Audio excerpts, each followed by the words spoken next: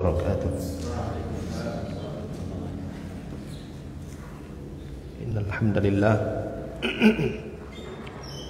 nahmaduhu wa nasta'inuhu wa nastaghfiruh wa na'udzu billahi min shururi anfusina wa min sayyiati a'malina. May yahdihillahu fala mudilla lahu wa may yudlil fala hadiya lahu. Asyhadu an la ilaha illallah wahdahu la syarika lah wa asyhadu anna Muhammadan abduhu wa rasuluh. Allahumma salli ala Muhammadin wa ala ali Muhammad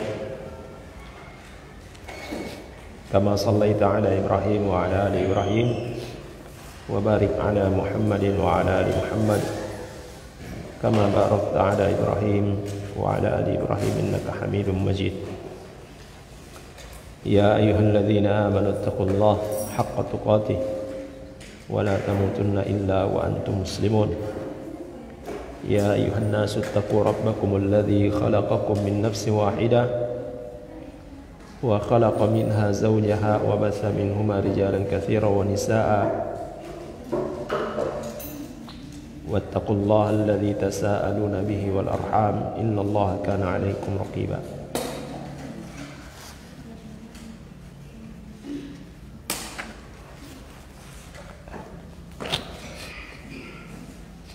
ثم أما بعد فإن أصدق الحديث كتاب الله وخير الهدي هدي محمد صلى الله عليه وسلم وشر الأمور محدثاتها وكل محدثة بدعة وكل بدعة ضلالة وكل ضلالة في النار. Ikhwani wal akhwat a'azzani Allah wa iyyakum jami'an. Alhamdulillah kita dipertemukan kembali oleh Allah Subhanahu wa taala di majelis yang insyaallah diberkahi ini, dan semoga kita semua selalu diberikan kekuatan dan kesabaran di dalam mempelajari dan mengamalkan sunnah-sunnah Rasulullah sallallahu alaihi wasallam. Dan semoga saudara-saudara kita yang sedang sakit diberikan kesabaran oleh Allah, diampuni dosa-dosanya dan segera diberikan kesembuhan. Akhwat sekalian dan akhwat yang dirahmati oleh Allah Subhanahu wa taala, bahasan kita masih dalam hal-hal yang berkaitan dengan al-wala wal bara, dan terakhir bahasan kita adalah hukum meniru kaum kufar. Ya, macam-macam bentuk meniru itu dan dampak konsekuensi daripada meniru-niru kaum kufar. Kita sudah sebutkan bahwa hukumnya adalah haram, meniru kebiasaan kaum kufar, hukumnya adalah haram. Karena dia berkonsekuensi termasuk dalam golongan yang diikuti, yang ditiru itu. Sebagaimana dikatakan oleh Nabi sallallahu alaihi wasallam, "Man tashabbaha biqaumin fahuwa minhum." Siapa yang menyerupai satu kaum, maka dia termasuk golongan kaum tersebut. Dan sudah kita sebutkan macam-macam tasyabbuh ini. Yang pertama adalah meniru mereka dalam ajaran atau dalam bagian agama mereka. Meniru ajaran atau bagian dari agama mereka. Dan kita meyakini bahwa ajaran selain Islam adalah ajaran yang batil. Karena Allah Subhanahu wa taala katakan, "Innad dina 'indallahil Islam." Sungguhnya agama yang diterima oleh Allah, yang diridhai oleh Allah itu hanyalah Islam. Maka dengan meniru agama selain daripada Islam, ini adalah perkara yang diharamkan di dalam Islam dan masuk dalam hadis Nabi Sallallahu Alaihi Wasallam tadi.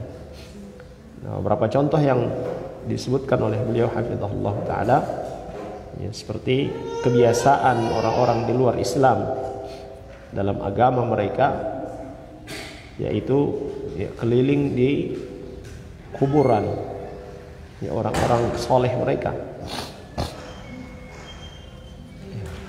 menjadikan kuburan orang-orang soleh mereka itu sebagai tempat beribadah. Ini kebiasaan dalam agama selain Islam. Jazakallahu khair, barakallahu fiik.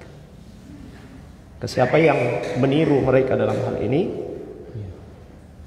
jelas, man tashabbaha biqaumin fahuwa minhum. Dan Nabi Sallallahu Alaihi Wasallam telah menyebutkan hal ini.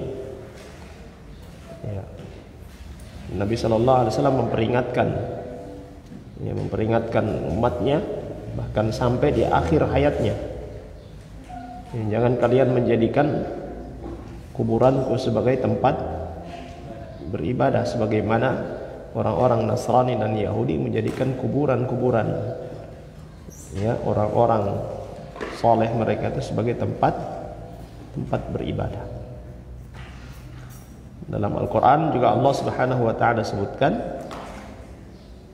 mereka menjadikan orang-orang alim, ittakhadhu ahbarahum wa ruhbanahum arbaba min dunillah wal masih ibn Maryam.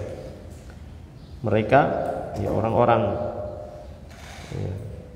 kafir, orang-orang Nasrani, orang-orang Yahudi yang menjadikan orang-orang alim mereka, rahib-rahib mereka sebagai Tuhan selain Allah.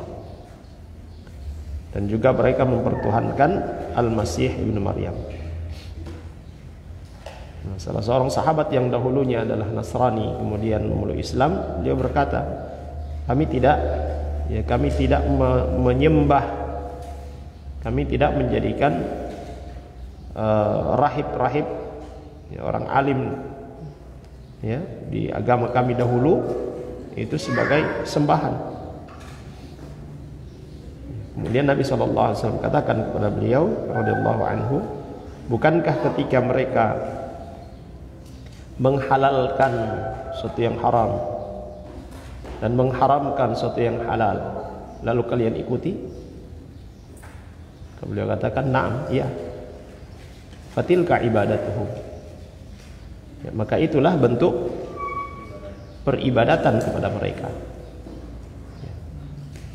Ketika mengikuti seorang yang ditokohkan, seorang alim yang dianggap berilmu, lalu kemudian dia mengharamkan sesuatu yang dihalalkan oleh Allah Subhanahu wa Ta'ala, atau sebaliknya menghalalkan sesuatu yang diharamkan oleh Allah Subhanahu wa Ta'ala, dan diikuti, ini menyerupai orang-orang Nasrani, orang-orang Yahudi, mempertuhan selain Allah Subhanahu wa Ta'ala. Substansi daripada ibadah kita kepada Allah Subhanahu wa Ta'ala itu adalah at-ta'ah, ketaatan.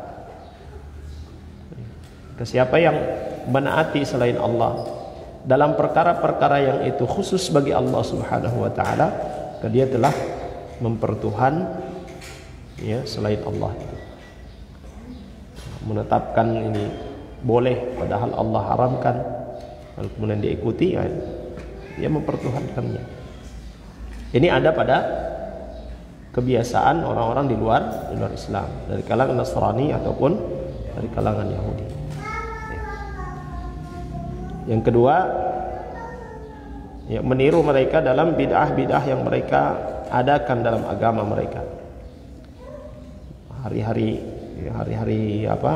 raya mereka, peringatan-peringatan dan berbagai macam peringatan yang lainnya dalam urusan agama.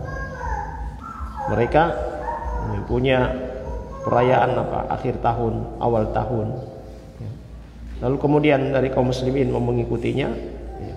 Maka ini menyerupai mereka. Ini perkara yang haram.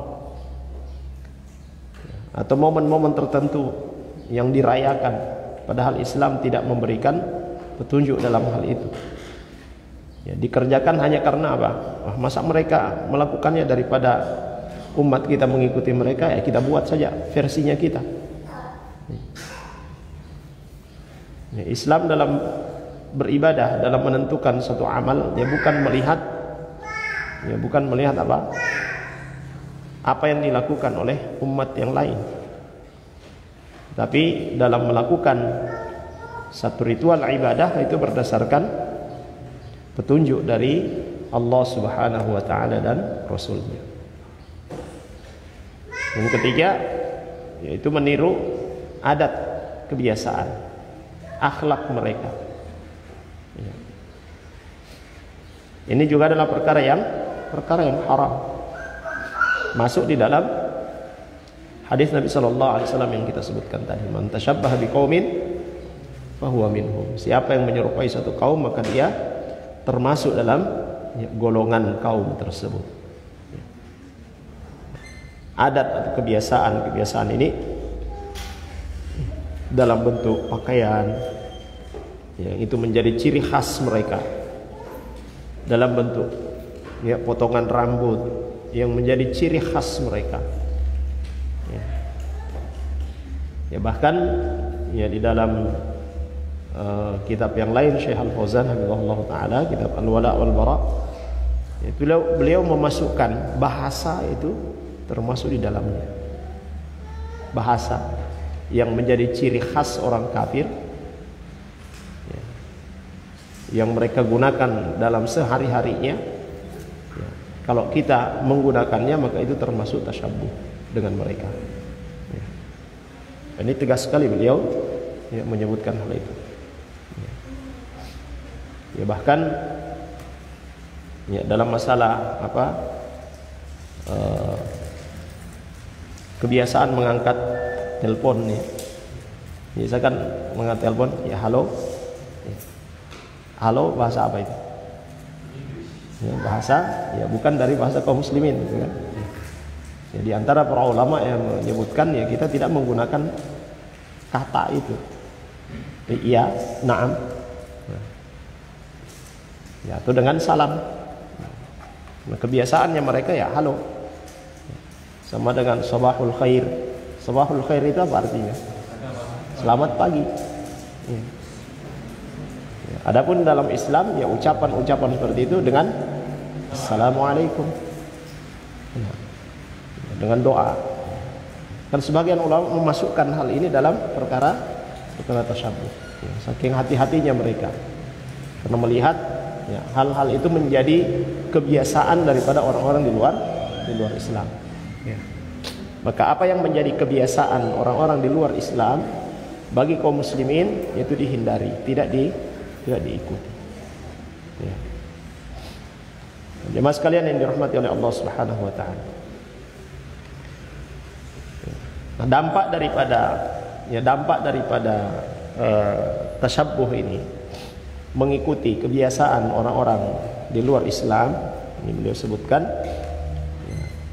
ini dengan bahasa taklid kepada mereka.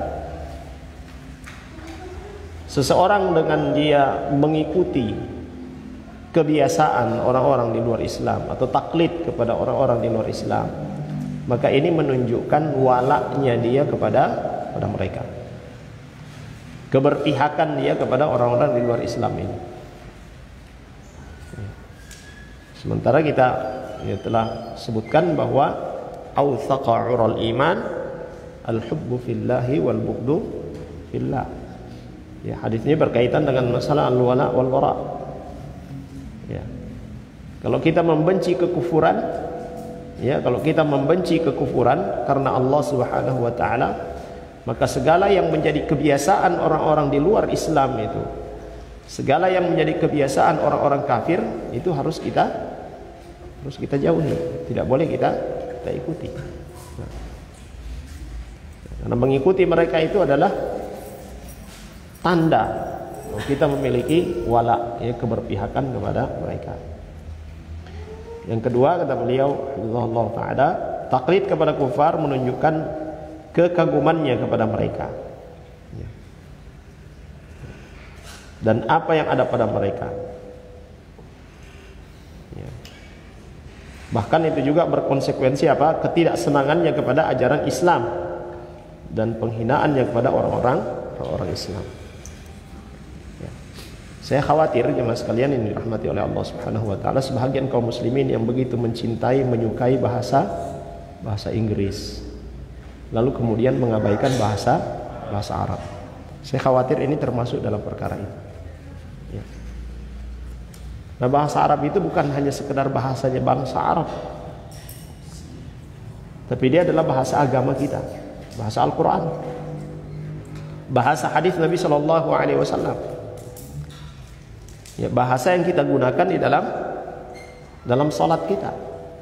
Ya. Sehingga itu setiap muslim khususnya para penuntut ilmu hendaklah dia berusaha untuk mempelajari bahasa Arab. Ya. Saya kira sudah pernah kita sebutkan, ya, ada perkataan dari kalangan para salafus saleh dahulu yang mana beliau katakan memahami Al-Quran hukumnya adalah wajib, memahami hadis Nabi Sallallahu Alaihi Wasallam hukumnya adalah wajib. Al-Quran berbahasa Arab,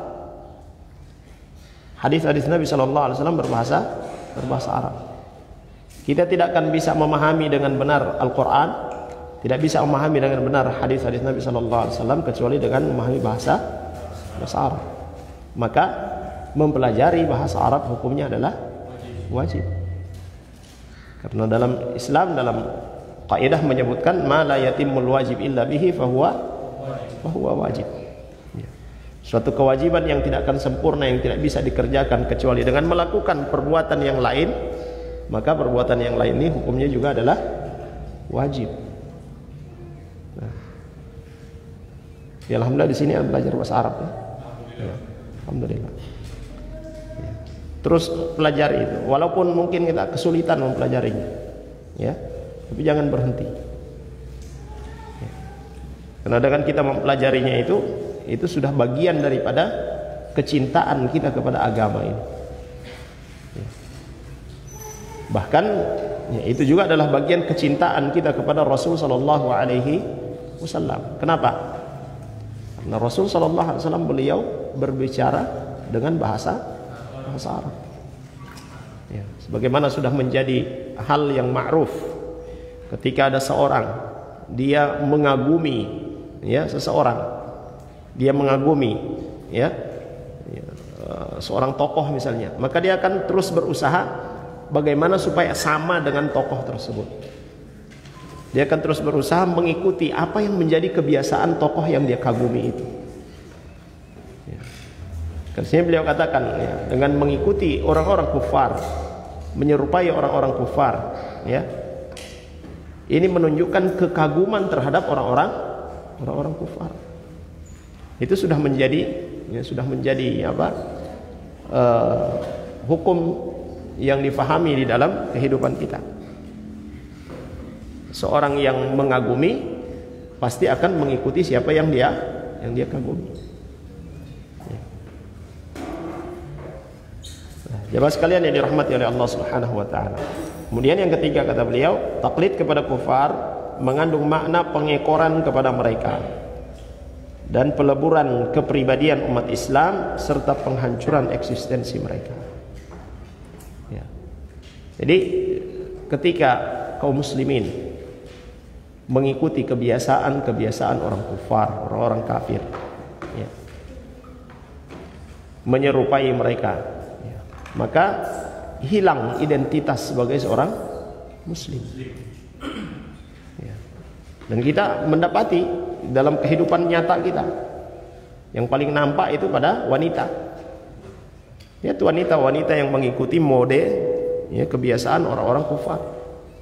Dari bentuk pakaiannya, ya, tidak menggunakan, ya, jilbab. Bagaimana kita melihat ini muslim atau bukan? Ya. Cara atau ciri seorang muslimah, ya dia pakai jilbab, ya menutup aurat. Ada yang bilang begini, sampai kapanpun mau cari dalam Al-Quran tidak ada mengatakan jilbab itu wajib. Ya. Sampai hari kiamat pun kamu mau cari di Al-Quran tidak ada yang mengatakan dalam Al-Quran bahwa jilbab itu wajib. Ya iya, Al-Quran kan bahasa Arab, bukan bahasa Indonesia. Maka kalau mau cari redaksi jilbab itu wajib, ya tidak ada. Paham tak? Ya. Tapi di dalam Al-Quran memerintahkan wanita-wanita muslimah untuk menutup auratnya, ya, dari ujung kepala sampai ke bawah dadahnya, itu jelas Allah Subhanahu wa taala perintahkan. Yang dalam bahasa Arab disebut dengan jilbab, jalabib, ya. Kalau bahasa Indonesia apa namanya? Ya sudah jadi bahasa Indonesia jilbab, ya kerudung, ya kudung ya bisa. Ya. Jadi, jemaah sekalian yang dirahmati oleh Allah Subhanahu wa taala, yang laki-laki, ya lihat mengikuti kebiasaan orang-orang kafir. Kalau dari model rambutnya misalnya, ini model rambut Korea, model rambut ini dan sebagainya. Pakaiannya dengan gambar-gambar macam-macam. Celana panjang tapi di lututnya bolong. Ya. Dengan mode-mode yang mengikuti kebiasaan orang-orang kafir. Ini muslim atau bukan? Hilang syakhsiyahnya. Ya. Ya. Pelihara janggut, alhamdulillah pelihara janggut, tapi dilinting, dicacing gitu ya. Ya. Gimbal, ya. Seperti itu. Ngikutin siapa gitu? Baik apa siapa orangnya? Di luar Islam. Ya. Jemaah sekalian yang dirahmati oleh Allah Subhanahu wa taala, mengikuti kebiasaan orang-orang kafir itu menghilangkan, mengaburkan syakhsiyah, identitas seorang muslim ataupun muslimah. Ya. Dan dalam Al-Quran Allah Subhanahu wa taala perintahkan kepada wanita-wanita muslimah untuk menutup auratnya, memanjangkan kain jilbabnya supaya apa? Mudah untuk dikenali. Oh, ini muslimah. Ya. Pernah ada seorang ustadz, beliau melakukan perjalanan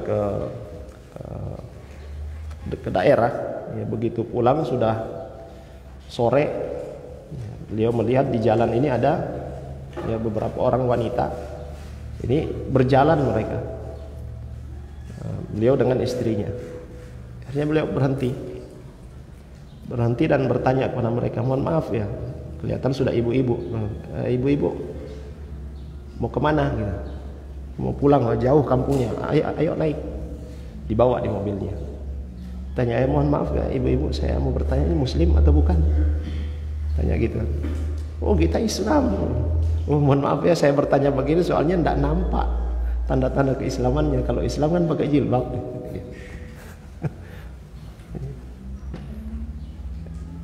Dan banyak kita lihat, kita saksikan di realita kita. Oh, ternyata dia seorang muslimah. Ketika tiba sholat, dia pergi bawa tas, ambil cipu, mukenah. Habis sholat buka lagi. Perbuatan seperti ini, sekalipun tidak diakui secara lisan, tetapi itu adalah perbuatan-perbuatan yang menunjukkan irja. Menunjukkan irja. Apa irja? Pemahaman murji'ah. Pemahaman murji'ah itu bahwa dosa dianggap sepele. Artinya yang penting apa yang ada dalam hati. Murji'ah kan begitu. Orang yang paling bertakwa dengan orang yang berbuat maksiat imannya sama. Yang penting dia sudah beriman kepada Allah, sama. Tidak ada pengaruhnya amal. Kita saksikan dalam kehidupan kita sehari-hari. Dari mengikuti kebiasaan-kebiasaan orang-orang kufar, jatuh dalam pemahaman murji'ah ini. sekalipun tidak dengan ucapan, tapi dalam perbuatan menunjukkan hal itu, menganggap remeh perbuatan dosa. Ya. Jemaah sekalian yang dirahmati oleh Allah Subhanahu wa taala. Kemudian yang keempat disebutkan oleh beliau, ya hafizahullah taala, taklid kepada kufar melemahkan kaum muslimin, menjadikan mereka bergantung kepada musuh-musuh mereka, serta menjadikan mereka malas berproduksi. Dan pada akhirnya senang meminta belas kasihan pada orang-orang kafir. Ya, sebagaimana yang terjadi saat ini. Jemaah sekalian yang dirahmati oleh Allah Subhanahu wa taala, pernah kita sebutkan ya dalam sebuah kitab yang tulis oleh Ibnu Khaldun ya, rahimahullah taala. Beliau menggambarkan tentang ya, kejayaan kaum muslimin dahulu dan setelah keruntuhan kekhalifahan Islam. Ya, beliau sebutkan dahulu ketika kaum muslimin itu yang berkuasa, maka orang-orang kafir itu selalu memperhatikan apa yang sedang ngetren di kalangan kaum muslimin, apa yang sedang berkembang, ya, mode apa segala macam lah yang mereka lihat, ya, yang sedang viral ya di kalangan kaum muslimin, ya, maka mereka akan mengikuti. Orang-orang kafir akan mengikuti. Ya. Dan itu sudah menjadi hukum alam. Siapa yang kuat, siapa yang berjaya, siapa yang berkuasa, maka dia akan diikuti. Yang tidak berkuasa itu akan tunduk kepada yang berkuasa. Ya. Nah, setelah ya, Islam, ya, pemerintahan Islam runtuh, ya, dan keruntuhan ya khilafah al-Islamiyah, ya, juga itu ada faktor internalnya, ya, faktor internalnya, tidak semuanya ya dari luar. Karena Allah Subhanahu wa taala juga sudah menyatakan ini dalam Al-Qur'an, dalam surah An-Nur, ya. Allah Subhanahu wa taala akan memberikan kekhilafahan, ya, kekuasaan kepada orang-orang yang beriman. Syaratnya apa? Mereka beriman kepada Allah Subhanahu wa taala dan tidak mempersekutukan Allah Subhanahu wa taala. Maka kalau di dalam kaum muslimin, dalam tubuh kaum muslimin ada banyak orang-orang yang melakukan perbuatan kesyirikan, sementara yang berkuasa dari kalangan kaum muslimin tidak memperhatikan masalah itu, tidak melakukan al-amru bil ma'ruf wa nahyi 'anil munkar, maka Allah Subhanahu wa taala akan balikkan keadaan. Dan itu terjadi. Kekhilafahan kaum muslimin runtuh. Yang kuat siapa? Orang-orang di luar Islam. Dan sekarang kenyataannya kita rasakan. Saat umat Islam mau berbuat, ya, menegakkan syariat Allah Subhanahu wa taala, maka gemparlah seluruh dunia. Ya. Dan saat ini kita perhatikan, ya, belum lama ini saudara-saudara kita kaum muslimin yang berada di Afghanistan, ketika mereka menguasai tempat itu, apa yang terjadi? Gempar seluruh dunia. Ya. Wah, ini nanti Islam akan ditampakkan, teroris dan sebagainya, itu yang selalu digembar-gemborkan. Ya. Sementara ya, kejahatan yang dilakukan oleh golongan mereka, oleh orang-orang kafir, yang banyak menjadi korban itu adalah kaum muslimin, ya, di Burma, ya, di mana, di Cina, kaum muslimin yang disiksa, yang menjadi korban. Dunia diam. Bersamaan dengan ya, Taliban menguasai Afghanistan, di mana Perancis, apa yang sedang terjadi? Ya, penekanan kepada kaum muslimin. Ya. Muslimah tidak boleh menampakkan syiar-syiar Islam. Dunia diam. Jadi begitu Islam nampak, seluruh dunia itu gempar. Ya, mereka mulai melakukan tekanan. Dan mereka tidak mau Islam ya menguasai dunia. Mereka tidak mau Islam menjadi kuat. Nah, mereka merasa kuat. Dan jangan jauh-jauh di negeri kita. Di negeri kita sendiri. Kaum muslimin alhamdulillah mayoritas. Tetapi ya, saya khawatir ini sudah masuk dalam hadis Nabi sallallahu alaihi wasallam. Ketika Nabi sallallahu alaihi wasallam menggambarkan bahwa nanti kaum muslimin, ya umat ini akan seperti makanan yang berada di atas meja. Makanan yang berada di atas meja, sementara meja itu dikelilingi oleh orang-orang yang kelaparan. Apa yang terjadi kira-kira dengan makanan ada di atas meja, sementara orang-orang yang kelaparan berada di sekelilingnya? Ya. Kalau sudah lapar, orang makan ya, dengan semangatnya. Ya. Mereka ya mulai mengambil apa yang mereka inginkan, apa yang mereka butuhkan untuk mengenyangkan perut mereka. Ya. Akan tercabik-cabik makanan yang ada di atas meja itu. Maka para sahabat bertanya, ya Rasulullah, amin qillatin nahnu yawma'id. Apakah kami pada saat itu sedikit? Apa jawaban Nabi sallallahu alaihi wasallam? La, tidak. Bahkan kalian pada saat itu banyak. Atau dengan bahasa kita, kalian pada saat itu adalah mayoritas.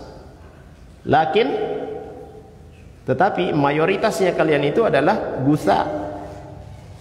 Kagusa is-sail. Apa gusa?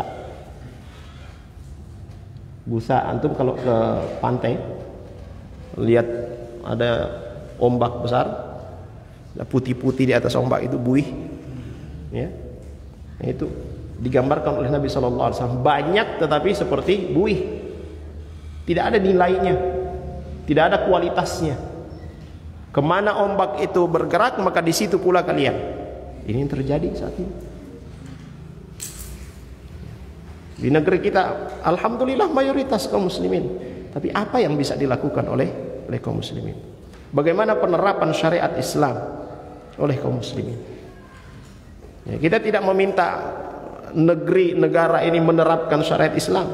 Kalaupun itu bisa dilakukan, alhamdulillah. Tapi yang kita harapkan itu adalah kaum muslimin menerapkan syariat Islam untuk diri mereka sendiri. Bahkan yang terjadi apa? Dari kalangan kaum muslimin sendiri ada orang-orang yang bersuara ini ya, bibit-bibit radikalisme. Yang berbicara siapa? Orang yang ditokohkan sebagai ulama. Musibah. Jadi akibat dari apa jemaah sekalian? Akibat dari taklid terhadap orang-orang kafir. Tasyabbuh, yang menyerupai orang-orang kafir. Ini nyata apa yang beliau sebutkan, ya 4 perkara yang beliau sebutkan ini jemaah sekalian, ya. Dampak negatif daripada taklid, ya, tasyabbuh ya dengan orang-orang kafir. Jelas yang menunjukkan ya wala kepada mereka, ya, menunjukkan kekaguman kepada mereka, ya. Kemudian ya, jelasnya jadi pengekor mereka, ya, dan kaum muslimin menjadi lemah, hilang identitasnya sebagai muslim. Wal'iyadzubillah. Ya. Nah, yang kelima kata beliau, ya, Allah Taala, taklid kepada kufar berarti ikut membantu mereka dalam menghidupkan dan mengembangkan bid'ah serta kemusyrikan mereka. Ini pun terjadi di negeri kita. Kebiasaan orang-orang musyrikun dahulu ini mulai dibangkitkan lagi dengan dalih apa? Kearifan lokal. Islam tidak bertentangan dengan kearifan lokal, tidak. Islam tidak bertentangan dengan adat, dengan kebiasaan. Bahkan dalam Islam kaidah menyebutkan al-adatu muhakkamah. Adat itu bisa menjadi ya landasan hukum. Adat kebiasaan itu bisa menjadi landasan hukum. Tapi adat kebiasaan seperti apa? Yang tidak bertentangan dengan syariat Islam. Kalau ada adat misalnya, adat di kampung kita ini, kalau lama tidak turun hujan, maka kita melakukan ritual. Apa ritualnya? Ya potong sapi atau potong ayam misalnya, lalu kemudian ada bacaan-bacaan yang dibaca, nanti kemudian kepala dari hewan yang kita sembelih ini ditaruh di tempat tertentu. Ya. Itu kebiasaan. Apakah ini bisa dijadikan landasan hukum? Tidak, karena ini bertentangan dengan syariat Islam. Kalau terjadi musim kemarau yang panjang, lalu kemudian terjadi kerusakan, bencana, apa yang dilakukan? Salat istisqa. Itu yang disunnahkan oleh Nabi sallallahu alaihi wasallam. Ya. Minta kepada Allah Subhanahu wa taala, banyak beristighfar, perbaiki tauhid. Bukan dengan melakukan perbuatan-perbuatan seperti itu. Dan kita saat ini dihadapkan dengan ini, istilah kearifan lokal. Sehingga ketika kita berbicara tentang hal-hal seperti itu, ini bertentangan dengan syariat Islam, langsung terlontar dari lisan mereka apa? Radikal. Ini bibit-bibit radikal. Padahal itu ada di dalam syariat kita. Jemaah sekalian yang dirahmati oleh Allah Subhanahu wa taala. Yang keenam, yang terakhir yang disebutkan oleh beliau, Allah taala, taklid kepada kufar, tasyabbuh kepada mereka, menyerupai mereka, itu merusak agama kaum muslimin. Dengan terciptanya berbagai bid'ah dan khurafat yang diambil dari agama kaum kufar. Kalau di negeri kita yang banyak terjadi di masyarakat kita, itu yang diambil dari kebiasaan orang-orang animisme dahulu, orang yang tidak punya, tidak punya agama. Kita akui bahwa yang pertama kali menempati negeri kita ini, Indonesia ini, adalah orang-orang yang tidak beragama. Ada yang menyembah batu, menyembah pohon, yang tidak punya agama. Baru kemudian datang Islam, Hindu, Buddha terlebih dahulu, baru kemudian datang Islam. Nah, dalam kehidupan sehari-hari kita mendapati ada praktek-praktek yang masih diambil dari orang-orang yang tidak beragama dahulu, atau yang sudah beragama tetapi bukan Islam. Nanti kalau ada anak bayi yang baru lahir, pakaikan ini supaya tidak mudah kena sakit. Apa yang dipakaikan? Peniti. Di dalam peniti itu ada bawang merah, ada apa lagi? Ada rica, ada apa lagi? Ada goraka. Dimasukkan dalam peniti itu, tempel di di bajunya. Supaya apa? Supaya tidak terkena penyakit. Ini kebiasaannya siapa? Orang-orang di luar Islam. Kalau ini dimasukkan dalam, itu kan sudah kearifan lokal, harus dikembangkan. Ini mengembangkan kebiasaan orang-orang di luar Islam. Bagi yang sedang hamil, kalau mau keluar malam, hati-hati, bawa gunting. Untuk apa seperti itu? Ini kan keyakinan di luar Islam yang diadopsi oleh sebahagian dari saudara-saudara kita kaum muslimin. Dan ini jemaah sekalian, ketika kita berbicara seperti ini, kita sampaikan kepada keluarga kita, kepada tetangga kita, saudara-saudara kita. Ini sudah menjadi ajaran orang tua kita dulu. Jadi bertentangan dengan syariat Islam. Ini jangan terlalu fanatik. Semua jadi radikal. Ini keterasingan itu, apa yang pernah dikatakan oleh Nabi SAW, pada al-Islamu ghariban wa sayaudu ghariban kama bada fatuba lil ghuraba. Ini benar-benar kita dapati. Ini dampak dari apa? Tasyabbuh tadi, mengikuti orang-orang di luar Islam. Taklid kepada orang-orang di luar Islam. Jemaah sekalian yang dirahmati oleh Allah Subhanahu wa taala. Baik, kemudian selanjutnya bentuk-bentuk taklid kepada kufar, bentuk taklid yang buruk kepada kufar. Nah, beliau katakan, bentuk-bentuk taklid kepada kufar yang buruk ini adalah melampaui batas dalam menyenangi dan menggandrungi perkara-perkara sepele yang tidak banyak artinya. menggelutinya sampai lupa kepada Allah Subhanahu wa taala, lalai dari ketaatan kepadanya, serta lalai dan meninggalkan amal usaha yang berguna bagi dunia dan agamanya. Ya. Pada dasarnya tidak semua yang dilakukan oleh orang-orang kafir itu tidak boleh dicontoh, tidak boleh diikuti. Tidak semuanya. Ada hal-hal yang baik yang mereka lebih dulu menemukannya, boleh kita contohi dalam urusan-urusan dunia. Ya. Dalam urusan-urusan yang mubah. Ya. Hal-hal yang bisa memberikan manfaat kepada kita secara individu ataupun secara kolektif, secara berjamaah. Ya. Kebiasaan-kebiasaan duniawi yang mubah. Ya. Itu boleh diikuti. Tetapi kalau perkara-perkara tersebut saat kita mengikutinya lalu kemudian melalaikan kita dari agama Allah Subhanahu wa taala, maka itu menjadi tercela. Perkara-perkara yang mubah yang kita kerjakan, baik itu kita mencontoh, kita lihat dari orang-orang kafir, wah ini bagus, ini ada manfaatnya, dan dalam hukum Islam asalnya juga mubah. Itu bukan menjadi kebiasaan mereka, bukan menjadi ciri khas mereka. Boleh kita menirunya, ya. Kita melakukannya. Tapi kalau kemudian itu menyebabkan kita lupa kepada Allah Subhanahu wa taala, lalai dengan aturan-aturan Allah Subhanahu wa taala, lalai dengan kewajiban kita kepada Allah Subhanahu wa taala, maka itu menjadi perkara yang tercela, perkara yang buruk.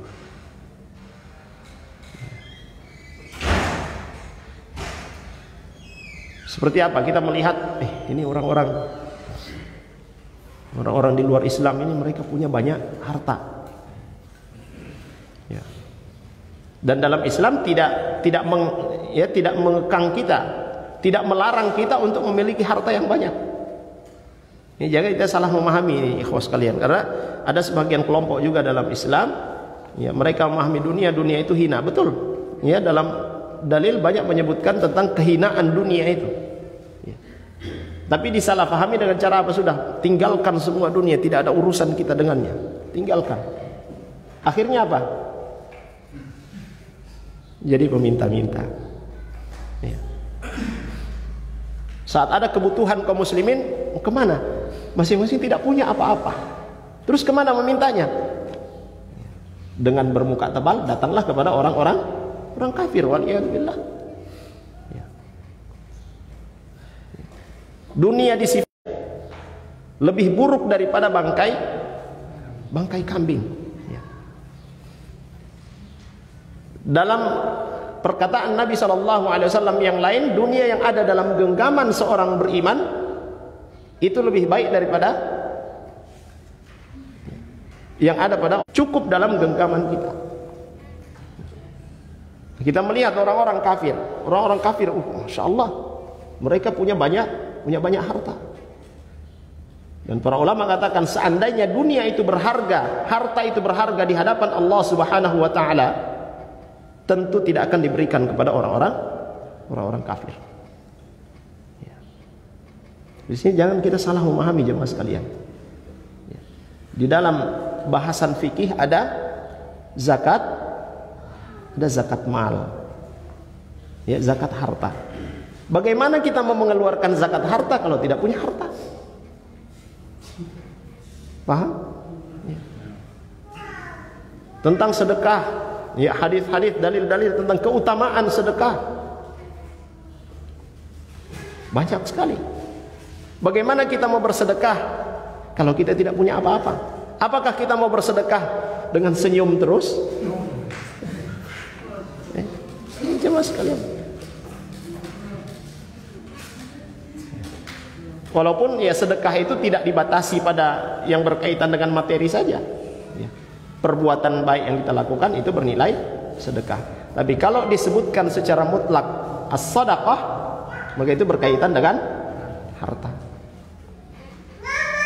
Di antara para sahabat Nabi sallallahu alaihi wasallam, ya, di antara para sahabat Nabi sallallahu alaihi wasallam yang disebutkan oleh Nabi sallallahu alaihi wasallam masuk surga langsung tanpa hisab, ya, di antaranya adalah Abdurrahman bin Auf radhiyallahu anhu. Orang terkaya di kalangan para sahabat. Ini jemaah sekalian yang dirahmati oleh Allah Subhanahu wa taala. Dan kita melihat kekayaan itu diberikan oleh Allah Subhanahu wa taala kepada orang-orang kafir. Ya, karena itu tidak berharga. Bukan berarti kemudian kita sudah kalau begitu tidak perlu kita mencari itu. Ya, maka ya tidak heran kalau saat ini banyak juga ya, kita mempelajari sunnah Nabi Sallallahu Alaihi Wasallam, tapi di saat kita membangun masjid bingung mau cari di mana. Benar nggak? Kita rasakan. Ya, jangan salah memahami tentang ya dalil-dalil berkaitan dengan kehinaan dunia. Ya, hinanya dunia di hadapan Allah Subhanahu wa taala jangan salah kita paham. Abdullah ibn al-Mubarak rahimahullahu taala imamun fi zuhud, seorang imam dalam kezuhudan, tapi beliau itu adalah termasuk saudagar terkaya di masanya. Zuhud. Nah, ini jangan salah memahami juga zuhud. Ya, sahabatnya pernah menegur beliau, ya, menegur Abdullah ibn al-Mubarak. Kamu ini berbicara tentang zuhud, masya Allah. Imam fi zuhud, tapi hartamu melimpah. Di mana ada pasar, di situ ada lapakmu. Ya. Ini bertentangan dengan apa yang selalu engkau ucapkan tentang zuhud. Ya. Apa jawaban beliau rahimahullah ta'ala? Aku melakukan ini ya untuk menutupi wajahku. Ya, aku melakukan ini berdagang untuk menutupi wajahku supaya tidak jadi meminta-minta, menjadi beban bagi orang lain. Aku melakukan ini untuk keluargaku supaya mereka tidak menjadi beban bagi orang lain, dan aku melakukan ini untuk kalian, untuk orang-orang seperti kalian. Nah, ini harta yang ada dalam genggaman seorang beriman itu akan memberikan manfaat yang besar bagi manusia. Diberikan kepada orang-orang yang fokus duduk di majelis untuk mengajar. Diberikan kepada orang-orang yang mereka fokus duduk di masjid untuk belajar. Dan kalau fokus itu butuh makannya. Lah kalau tidak ada yang membiayai, bagaimana dia mau ya, menghidupi keluarganya? Ya. Orang-orang yang duduk di majelis, nah ada di sini. Kalau harta itu ada di tangan orang yang beriman, dia akan manfaatkan pada hal-hal yang mendatangkan maslahat yang besar bagi umat. Jadi kita lihat orang-orang kafir, mereka punya banyak materi, mereka melakukan apa yang mereka inginkan, kerusakan mereka lakukan. Ingin menguasai satu negeri, mereka berikan apa yang dibutuhkan oleh negeri itu. Setelah negeri itu tidak bisa membayar, nah sekarang berikan yang ini, berikan yang ini, atau ya lakukan aturan yang kita mau. Itu yang mereka lakukan. Jemaah sekalian yang dirahmati oleh Allah Subhanahu wa taala. Ya. Ya. Jadi ya, perkara-perkara yang mubah ya, yang dalam Islam ya dihukumi dia adalah perkara yang mubah, dan itu ada pada orang-orang kafir. Mereka lebih menonjol daripada kita, itu boleh diikuti. Tetapi jangan sampai melalaikan kita dari agama Allah Subhanahu wa taala. Ya. Jemaah sekalian yang dirahmati oleh Allah Subhanahu wa taala. Dan kata beliau hafizahullah taala, apapun yang memalingkan dari agama dan ibadah, ya, apapun yang memalingkan seseorang dari agama Allah Subhanahu wa taala, memalingkan seseorang dari beribadah kepada Allah Subhanahu wa taala, maka hukumnya menjadi haram. Ya. Apapun yang memalingkan seseorang dari agama Allah Subhanahu wa taala, melalaikan dia dari agama Allah Subhanahu wa taala, maka itu menjadi haram. Maka apabila urusan dunia, apabila urusan dagang memalingkan seseorang dari agama Allah Subhanahu wa taala, dari beribadah kepada Allah Subhanahu wa taala, baginya itu menjadi haram. Bisa difahami ini? Ya. Tidak dihukumi secara kalau begitu berdagang hukumnya haram. Lah. Ya, paham ya? Ya, seorang yang ketika dia berdagang, dia mulai berdagang, dulunya dia ahli ibadah, dia sering hadir di majelis ilmu. Ketika dia mulai berdagang, ya sudah selesai. Tidak pernah lagi ada di majelis ilmu, ibadah sudah jarang-jarang, bahkan sudah berani dia meninggalkan salat. Maka apa yang sedang dia geluti itu menjadi haram baginya. Supaya menjadi halal baginya, apa yang harus dia lakukan? Ya, kembali kepada khittah. Ya, kembali kepada asalnya. Ya. Bahwa apa yang dia lakukan urusan dunia ini sebagai sarana saja, sebagai penopang saja, yang tidak boleh melalaikan dia dari agama Allah Subhanahu wa taala. Ya. Rahmukallah. Allah Subhanahu wa taala berfirman, "Ya ayyuhalladzina amanu la tulhikum amwalukum wala auladukum an dzikrillah." Hai orang-orang yang beriman, janganlah harta-hartamu dan anak-anakmu melalaikan kamu dari mengingat Allah Subhanahu wa taala. Ya. Karena kalau itu melalaikan, maka itu menjadi haram bagi kalian. Perhatian kalian terhadap harta, perhatian kalian kepada anak-anak kalian, perhatian kalian kepada istri-istri kalian yang melalaikan dari mengingat Allah Subhanahu wa taala, itu menjadi haram. Maka silakan dikiaskan kepada yang lainnya. Hobi misalnya, hobi mancing, ya, tapi kemudian melalaikan dia dari agama Allah Subhanahu wa taala. Dia meninggalkan aturan Allah Subhanahu wa taala. Maka hobinya ini menjadi haram baginya. Main bola misalnya, ya, hobi-hobi yang lainnya. Ya. Segala yang melalaikan dari agama Allah Subhanahu wa taala, dari mengingat Allah Subhanahu wa taala, maka dia menjadi haram. Ya. Haram baginya. Nah, jemaah sekalian yang dirahmati oleh Allah Subhanahu wa taala, beliau sebutkan, ya, bagaimanakah dengan hal-hal yang tidak bernilai, tidak berharga dan tidak berfaedah.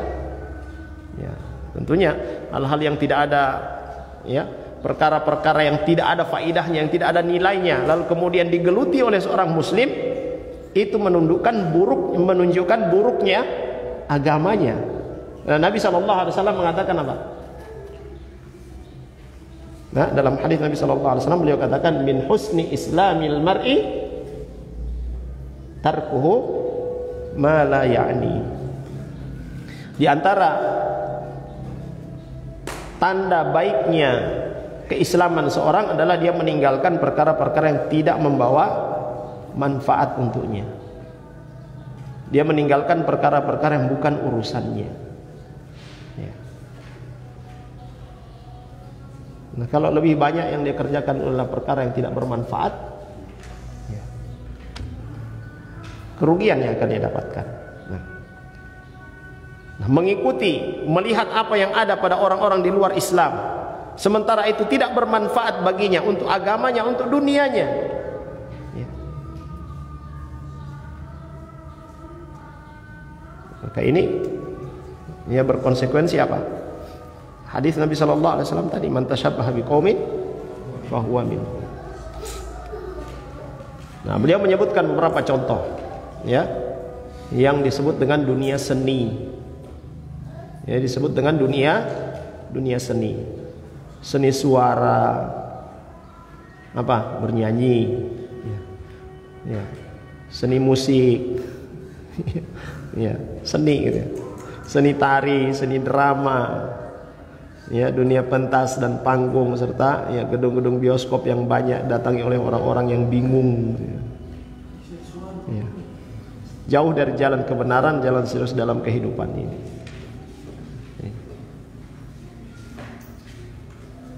Ada sebagian orang ketika kita tidak menyukai musik, ya, tidak menyukai lagu-lagu, itu mereka kata, ente ini tidak punya seni dalam hidup.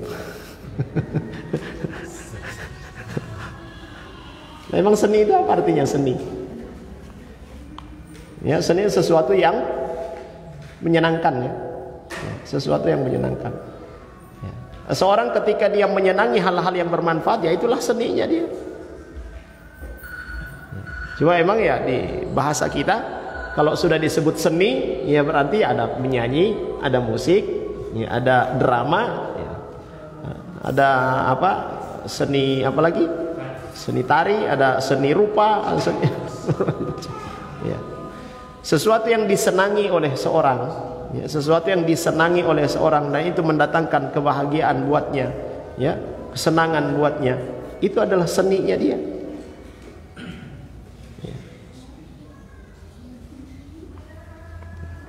Dia sebutkan juga contoh yang menggeluti dunia gambar, ya, fotografi, lukisan, perbuatan patung-patung dan lain sebagainya.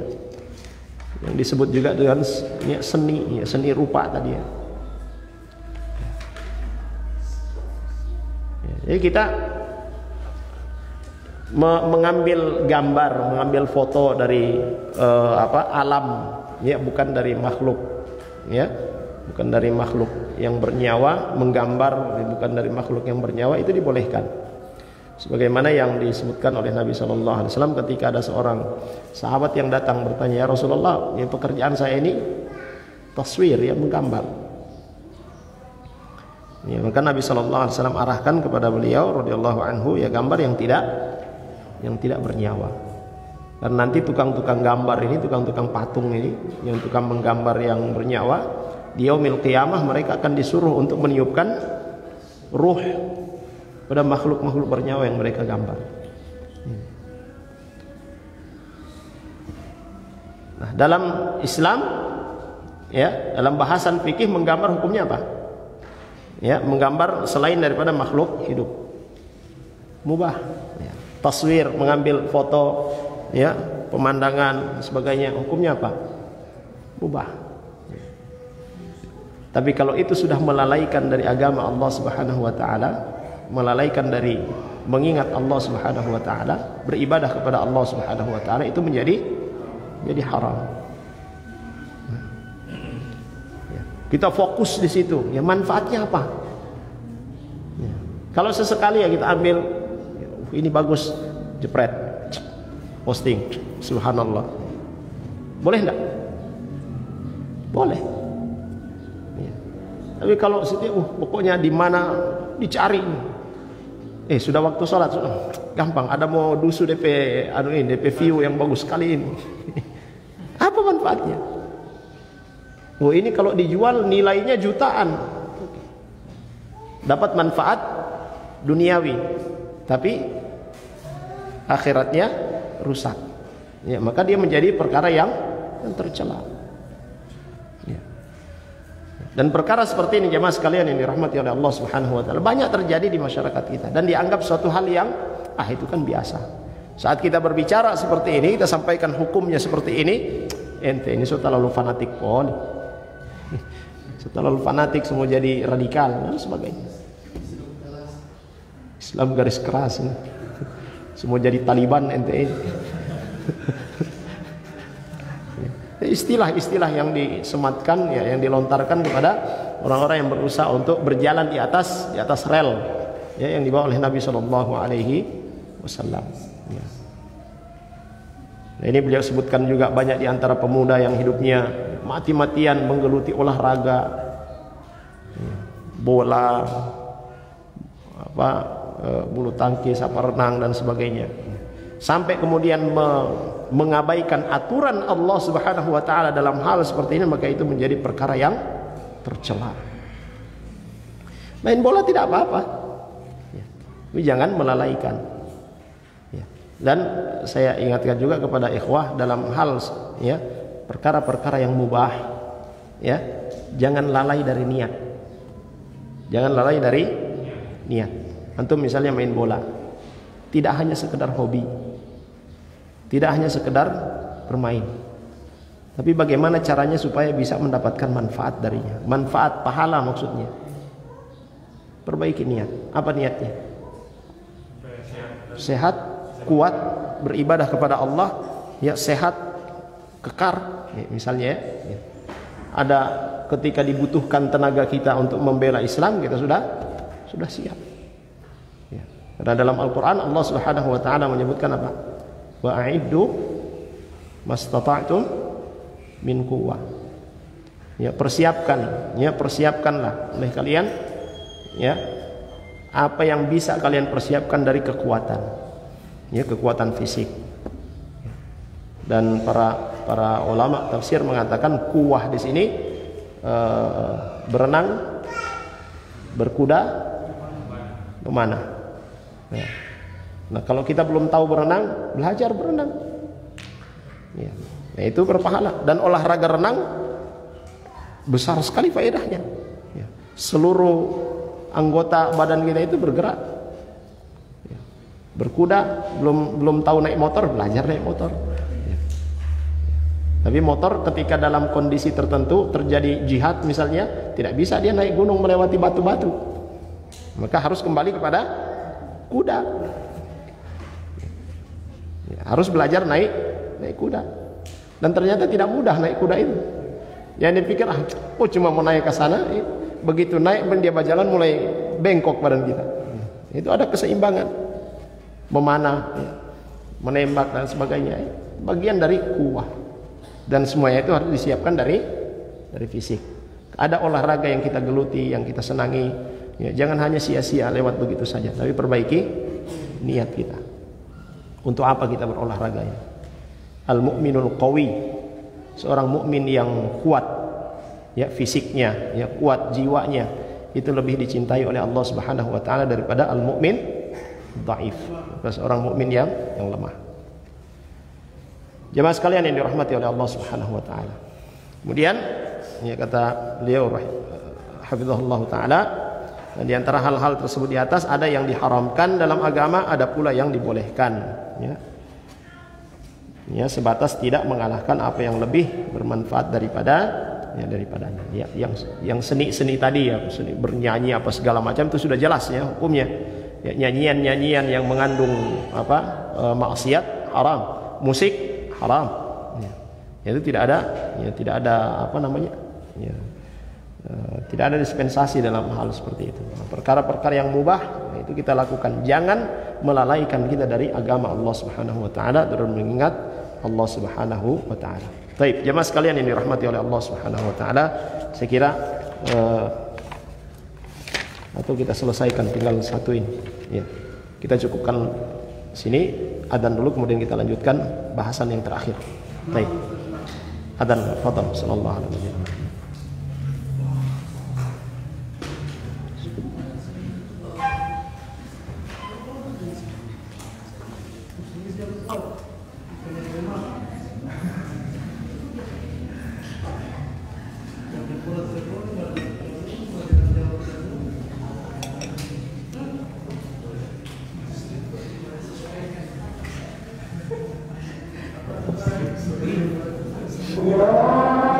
Allah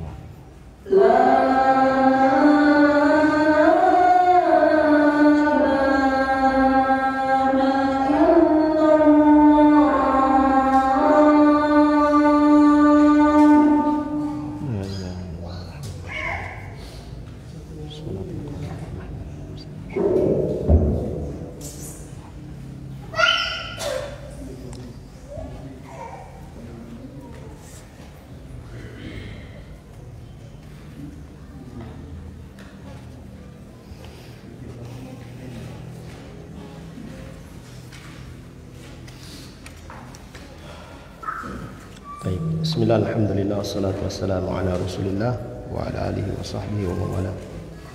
Bahasan terakhir kita dari buku yang pertama ini, dan insyaallah pertemuan berikutnya sebagaimana yang kita sampaikan pada pertemuan yang lalu, evaluasi ya.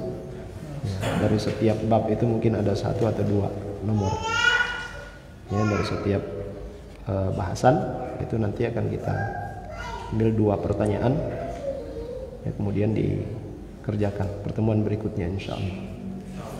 Baik, bahasan terakhir yaitu sikap pasif kaum muslimin dan problematikanya. Ya, pasif di sini jamaah sekalian adalah ya kurang peduli ya. Ya, kurang peduli kepada sesama kaum muslimin. Di antara sikap wala ya, keberpihakan, mahabbah ya, cinta karena Allah Subhanahu wa taala ya, sesama kaum muslimin adalah seorang muslim harus memperdulikan urusan masyarakatnya secara umum ya, dan memperdulikan urusan saudaranya sesama muslim secara khusus. Karena Nabi SAW telah menyebutkan di dalam sabdanya, "Matsalul mu'minina fi tawaddihim wa tarahumihim wa ta'atufihim matsalul jasadi idza ishtaka minhu 'udwun tada'a lahu sa'irul jasadi bis-sahari wal humma." Perumpamaan orang-orang mukmin dalam kecintaan ya, dalam kasih sayang, dalam kelembutannya adalah bagaikan satu jasad. Manakala suatu anggota tubuhnya mengadu kesakitan, maka sekujur tubuhnya itu menanggungnya, tidak tidur malam dan berasa demam. Subhanallah ya, perumpamaan yang digambarkan oleh Nabi SAW tentang hakikatnya kaum muslimin, hakikatnya orang-orang yang beriman itu seperti apa. Itu seperti satu tubuh ya. Bayangkan jemaah sekalian, ketika jari jempolan kita ada cantengan, atau cantengan apa? Mata ikan di kuku jari jempolan kaki bengkak, sementara antum berjalan kontak gati di batu. Kira-kira bagaimana ada perasa? Yang tatoki kaki, yang pertama bersuara apa? Mulut. Tangan langsung pegang kaki. Mata juga ada reaksinya. Semua bereaksi. Ini perumpamaan yang disebutkan oleh Nabi SAW. Kalau satu bagian tubuh tersakiti, maka yang lain, bagian tubuh yang lainnya itu tidak bisa berbuat apa-apa, tidak bisa tidur, bahkan terasa demam. Maka kita perhatikan jemaah sekalian, ketika ada saudara kita yang tersakiti, apakah kita tersakiti atau tidak? Ada saudara kita yang beriman kepada Allah Subhanahu wa taala, yang kita tahu mereka mengucapkan asyhadu an la ilaha illallah, asyhadu anna Muhammadar Rasulullah. Lalu kemudian mereka disakiti oleh orang-orang di luar Islam. Apakah kita tepuk tangan, alhamdulillah mereka berhak mendapatkan itu? Atau kita merasa tersakiti sebagaimana gambaran yang disebutkan oleh Nabi SAW. Dan fenomena ini terjadi zaman kita sekarang. Ya. Kita melihat ada sebahagian kaum muslimin ya, yang diperangi, ya, yang dizalimi oleh orang-orang kafir. Ada segelintir orang bertanya, manhaj mereka apa? Jadi kalau sama dengan mereka, apa? Dia merasa sedih ya. Kalau tidak ya sudah pantas mereka dapat ahlul bid'ah. Keimanan mereka kepada Allah Subhanahu wa taala ini jemaah sekalian. Ini kita membahas masalah al-wala wal bara. Ya, bahasan kita ini masalah al-wala wal bara, dan sudah kita katakan apa yang dikatakan oleh Syekhul Islam Ibnu Taimiyah rahimahullahu taala. Masalah al-wala wal bara. Apa? Masih ingat? Perkataan Syekhul Islam Ibnu Taimiyah rahimahullahu taala. Jangan kita jangan salah dalam mengaplikasikan al-wala wal bara' ini. Apa yang disebutkan oleh beliau rahimahullah ta'ala? Pada diri seorang muslim, ya, pada diri seorang itu bisa terkumpul padanya apa? Ketaatan dan kemaksiatan. Bisa didapati pada dirinya ada yang sesuai dengan sunnah, ada yang bid'ah. Maka kita menerapkan al-wala wal bara' kepadanya sesuai dengan kadarnya. Kalau yang lebih besar itu adalah kesesuaiannya dengan sunnah, yang lebih besar itu adalah ketaatannya kepada Allah Subhanahu wa taala, maka yang lebih besar kita berikan kepadanya adalah apa? Al-wala, keberpihakan kepadanya. Ya. Jika yang lebih besar ada padanya itu adalah kemaksiatan, adalah bid'ah, maka yang lebih besar pula adalah bara', berlepas diri. Nah, dalam hal ini ketika terjadi perseteruan antara mereka yang katakanlah lebih besar perbuatan bid'ah mereka, dan perbuatan bid'ah mereka ini tidak mengeluarkannya dari Islam, lebih banyak yang ada pada mereka adalah perbuatan maksiat, tapi mereka masih sebagai muslim, yang menzalimi mereka adalah orang-orang kafir. Bagaimana kita menerapkan al-wala wal bara'? Apakah kita senang mereka dizalimi oleh orang-orang kafir? Nah, ini kita mendapati sebahagian segelintir orang di saat kaum muslimin, saudara-saudara kita di beberapa negeri yang terzalimi, yang menzalimi mereka adalah orang-orang kafir. Apa ucapannya? Ya alhamdulillah, mereka berhak, pantas mendapatkan itu. Kenapa? Karena mereka di sana kan ahlul bid'ah. Nah, ini masih muslim. Ini tidak benar di dalam menerapkan al-wala wal bara'. Ketika kaum muslimin menang, ya, dari perseteruan dengan orang-orang kafir, menangnya kaum muslimin tidak membuat mereka gembira. Di mana wala wal bara'nya? Rasulullah sallallahu alaihi wasallam ketika terjadi perang antara Persia dan Romawi, di mana berpihaknya Nabi sallallahu alaihi wasallam? Nabi berpihak ke siapa? Kepada Romawi. Ini dua-duanya kafir loh. Tapi Nabi berharap yang menang adalah Romawi. Kenapa? Kenapa? Nasrani lebih dekat kepada Islam daripada Persia, para penyembah api. Bisa dipahami ini jemaah sekalian. Maka selagi seorang itu muslim, tetap kita memiliki wala kepadanya. Kita tetap peduli kepada mereka. Adapun kalau sudah jelas dia adalah kafir, asliyun kafir, khalas, ya, maka kita berlepas diri kepada mereka, ya, dari mereka. Ini jamaah sekalian yang dirahmati oleh Allah Subhanahu wa taala. Perumpamaan yang disebutkan oleh Nabi sallallahu alaihi wasallam ini, subhanallah, ya. Ini perlu bagi kita untuk selalu mengintrospeksi dalam hal ini. Di mana persaudaraan kita?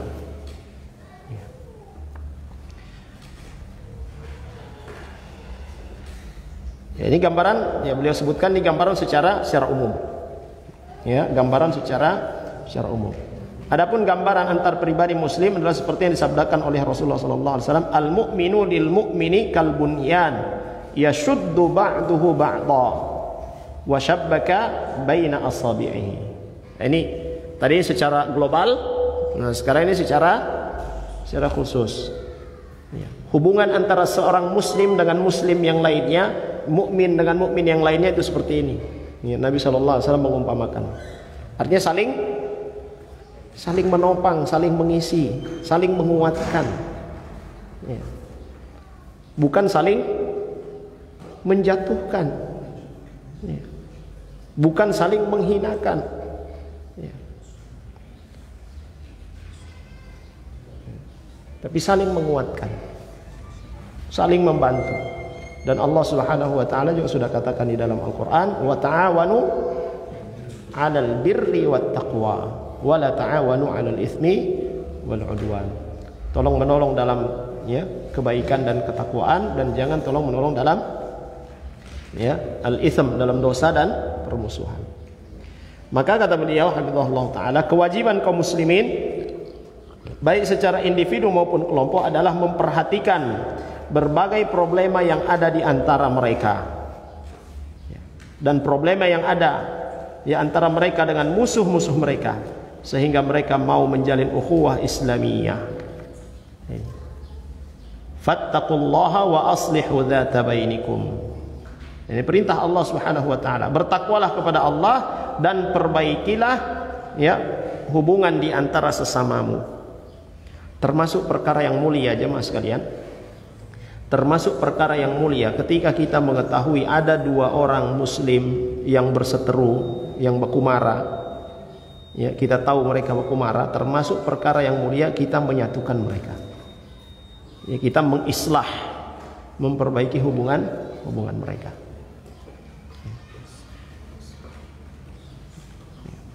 Allah Subhanahu wa taala juga menyebutkan innamal mu'minuna ikhwah fa aslihu baina akhawaykum.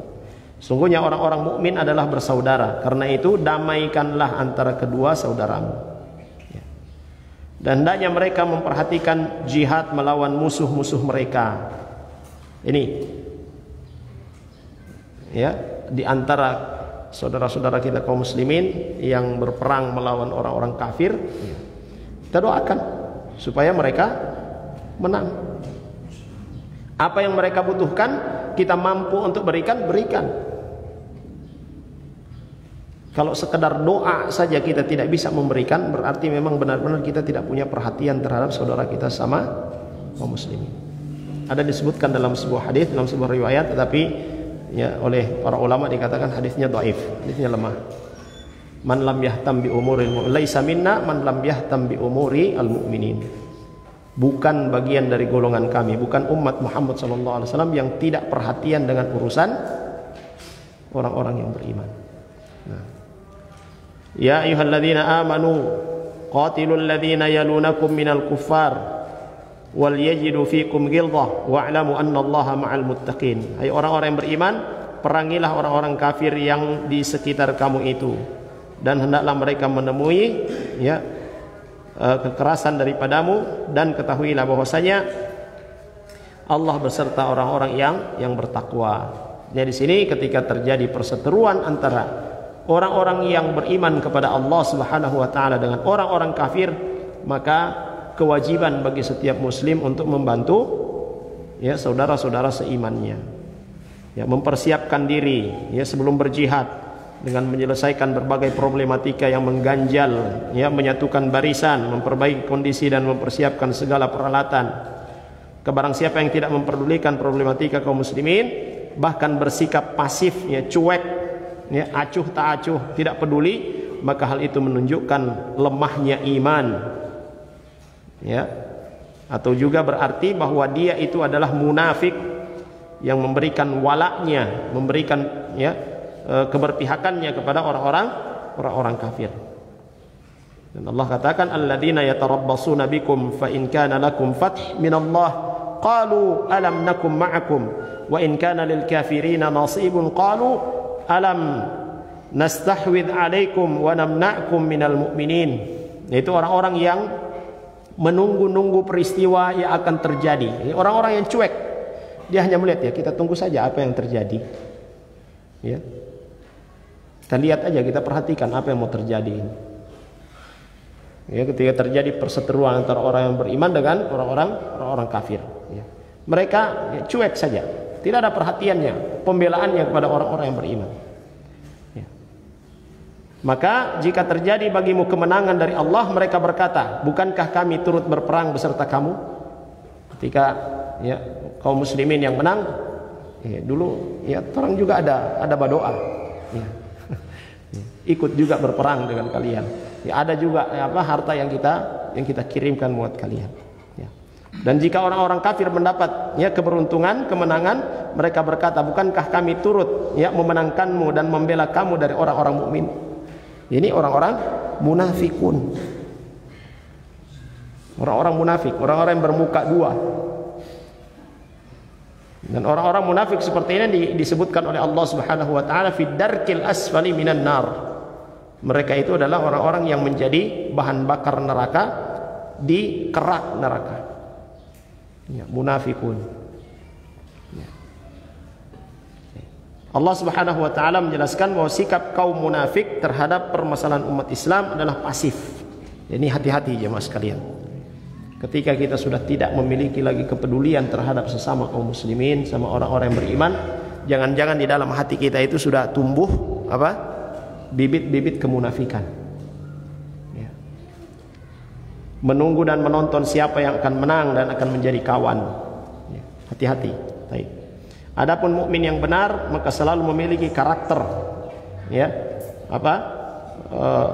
Setia, ya, terhadap apa? Keimanan, setia terhadap keislaman dalam ucapannya, amalnya, ya, tindakannya, ya, di dalam, ya, masyarakat kaum muslimin. Dan Nabi sallallahu alaihi wasallam mengatakan ad-dinu an-nasihah. Ya. Jadi orang-orang yang beriman kepada Allah Subhanahu wa taala, yang memiliki perhatian, ya, kepada kaum muslimin, kepada saudara-saudara mereka, ini mereka menerapkan apa yang dikatakan oleh Nabi sallallahu alaihi wasallam ini. Ad-dinu an-nasihah. Ad-dinu an-nasihah. Ad-dinu an-nasihah. 3 kali Nabi sallallahu alaihi wasallam katakan. Dan para ulama katakan ini menunjukkan bahwasanya nasihat itu adalah salah satu daripada tiang agama. Ya. Para sahabat bertanya, "Liman ya Rasulullah?" Ya, liman, nasihat pada siapa? Qal lillahi wa li kitabihi wa li rasulihi wa li a'immatil muslimina wa ammatihim. Nasihat bagi Allah Subhanahu wa taala, ya, untuk rasulnya, untuk para pemimpin, ya, untuk kitab-kitabnya, untuk rasulnya, untuk pemimpin kaum muslimin dan kaum muslimin pada umumnya. Jemaah sekalian yang dirahmati oleh Allah Subhanahu wa taala, ya. Ini yang disebutkan oleh Nabi sallallahu alaihi wasallam dalam hadis ini, ya. Seorang yang memiliki perhatian, ya, seorang muslim yang memiliki perhatian terhadap saudara-saudaranya sesama muslim, dia menegakkan nasihat ini.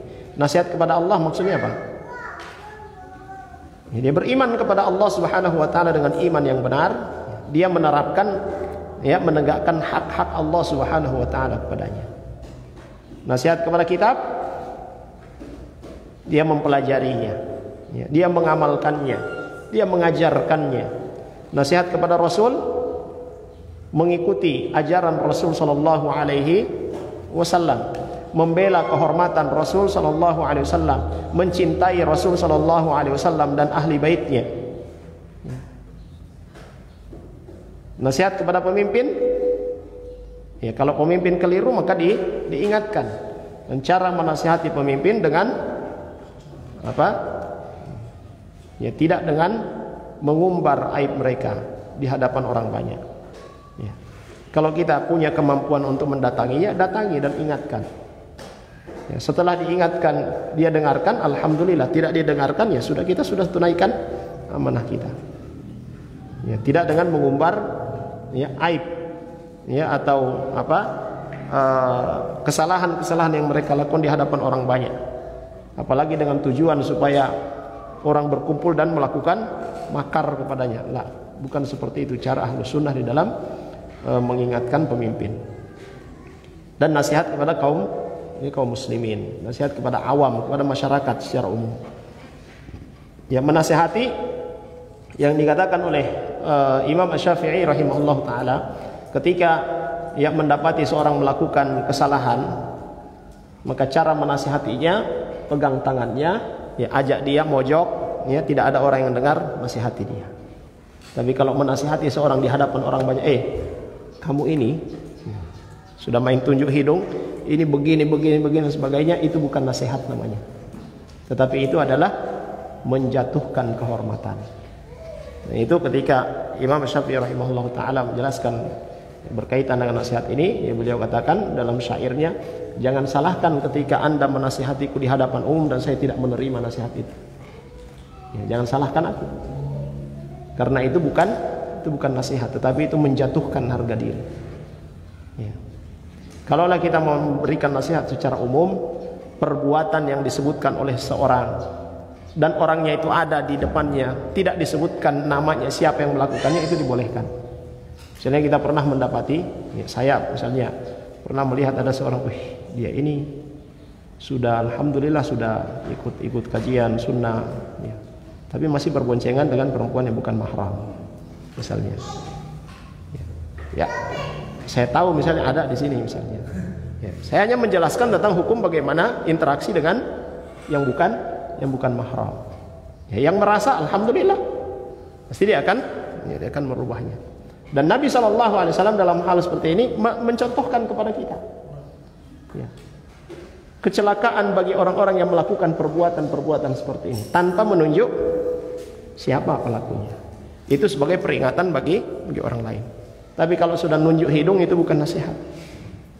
Ya, itu adalah ta'yir, ya, itu menjatuhkan kehormatan. Ya. Nasihat yang paling baik, ya, sebagaimana yang dikatakan oleh Imam Syafi'i rahimahullah taala, genggam tangannya, ajak dia bersendiri, lihat ada orang atau tidak, nah, mulailah, ya, nasihati dia. Ya, mungkin dengan cara yang lain pula, ya, ajak dia jalan-jalan, ya, singgah di rumah makan, sambil makan cerita. Itu akan berkesan, ya, akan berkesan baik. Nah, jemaah sekalian yang dirahmati oleh Allah Subhanahu wa taala. Ya, demikian pembahasan kita ya, dalam kitab yang pertama ini, yang akhir bahasannya adalah, ya, al-wala wal bara. Dan saya ingatkan untuk diri saya dan kepada antum semuanya, jangan kita keliru, jangan kita serampangan di dalam, ya, mengaplikasikan al-wala wal bara. Ingat apa yang dikatakan oleh Syekhul Islam Ibnu Taimiyah rahimahullah taala dalam masalah al-wala wal bara. Ada pada diri seorang itu bisa terkumpul ketaatan dan kemaksiatan, terkumpul padanya sunnah dan bid'ah, ya. Maka terapkan al-wala wal bara itu sesuai dengan kadarnya, ya, tidak berlebihan. Adapun kalau dia kafir, ya, maka bara'atun mutlaqah, maka berlepas diri secara penuh, tidak ada bagian, ya, wala kepadanya. Selagi dia masih seorang muslim, maka masih ada haknya dia kepada kita yang wajib untuk kita tunaikan. Baik. Mudah-mudahan bermanfaat bagi kita semua, dan insyaallah pertemuan berikutnya kita evaluasi, ya, dari setiap bab yang kita pelajari dari kitab yang pertama, dan insyaallah setelahnya kita lanjutkan pada kitab yang kedua, yaitu berbicara tentang iman kepada Allah Subhanahu wa taala. Baik. Ada pertanyaan tadi, ya?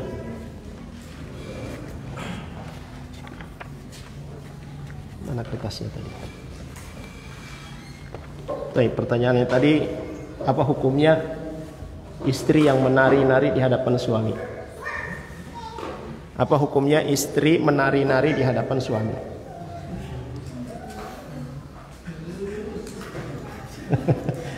Kayaknya pengantin baru nih yang bertanya ini. Ya. Boleh. Ya, istri menari-nari di hadapan suami boleh. Ya, kalau itu mendatangkan apa? Kesenangan bagi mereka berdua.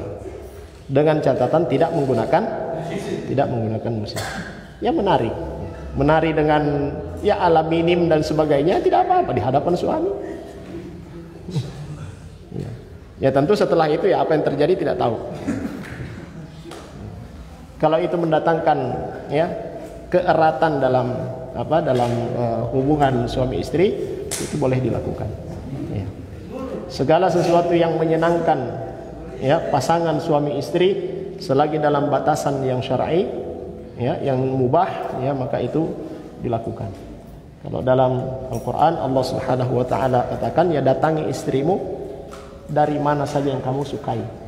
Artinya kalau mau, ya, ibadah yang khusus itu, ya, mau muqaddimah dengan cara bagaimanapun, ya, silahkan. Ya. Yang penting nanti endingnya pada tempatnya, ya. Endingnya itu pada tempatnya, jangan di tempat yang lain. Ya. Baik, wallahu a'lam. Mudah-mudahan bermanfaat bagi kita semua, dan kita akhiri dengan doa kafaratul majlis. Subhanakallahumma bihamdik, asyhadu an la ilaha illa anta, astaghfiruka wa atubu ilaik. Wassallallahu ala nabiyyina Muhammad wa ala alihi washabbihi wasallam. Alhamdulillahirabbil alamin. Assalamualaikum warahmatullahi wabarakatuh.